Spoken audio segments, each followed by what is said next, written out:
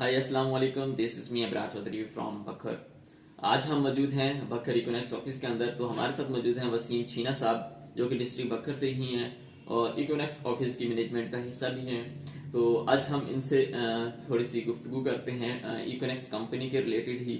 जी अस्सलाम वालेकुम वसीम भाई। वालेकुम अस्सलाम अबरार भाई, कैसे हैं? अल्हम्दुलिल्लाह। जी वसीम भाई, आज मैं आपसे कुछ बेसिक चीज़ें पूछना चाहता हूँ कि आप बता सकते हैं हमें इकोनॉमिक्स कंपनी के हवाले से। जी जी, पूछे पूछे। अच्छा वसीम भाई, देखिए काफी सारे लोग किसी भी सिस्टम में जाते हैं, इकोनॉमिक्स से हट के भी अगर बात की जाए तो किसी भी सिस्टम को अगर जब वो ज्वाइन करते हैं तो ज्वाइन करने के साथ ही वो ये कहते हैं कि हम सिस्टम का हिस्सा तो बन गए हैं और हम रातों रात अमीर हो जाएं। तो इसके बारे में आप क्या कहना चाहते हैं, उन लोगों की सोच के बारे में आप? जी अबरार साहब, सबसे पहली बात तो ये है कि किसी भी सिस्टम के साथ जब हम मुंसलिक होते हैं, उसके साथ मिलते हैं, तो सबसे पहले देखें, बिजनेस जो नाम है ना, वो उसमें टाइम लगता है।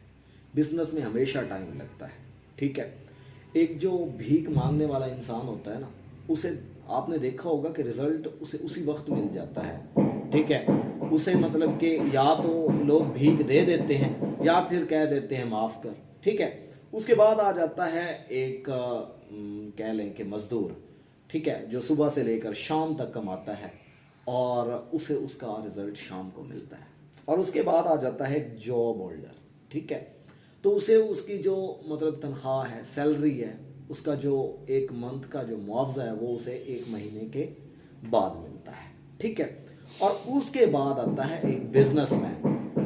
बिजनेसमैन जो होता है सर, उसको ना 10,000 घंटे चाहिए, ठीक है, कम से कम मतलब कि 13 महीने चाहिए, जिसके लिए वो मतलब कि उस 13 महीने में पता चलता है कि क्या उसका बिजनेस ऊपर गया है या उसके बिजनेस में उसे लॉस आया।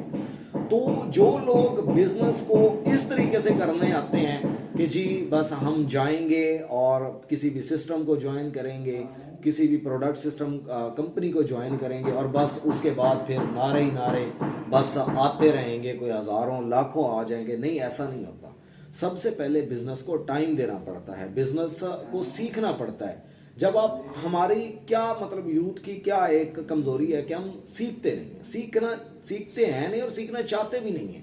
जब हम सीखते नहीं हैं, सीखना चाहते नहीं हैं, तो उस की मतलब के एक मतलब के नुकसान ये होता है कि आपको बिजनेस आप कर नहीं सकते, ठीक है, और फिर आपको मतलब के पैसे भी नहीं आते, ठीक है। तो ये चीज होती है, ठीक बस हो गया सीखने की वसीम बहुत भाई, जरूरत है। बहुत बहुत शुक्रिया आपका। मेरे ख्याल से तो आप लोगों को समझ आ गई होगी कि बिजनेस कोई भी करें उसको पहले प्रॉपर सीखें समझें फिर उसका स्टार्ट लें।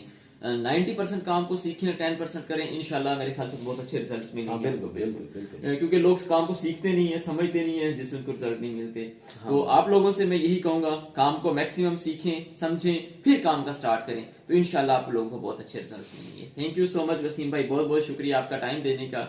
ओके, अल्लाह हाफिज।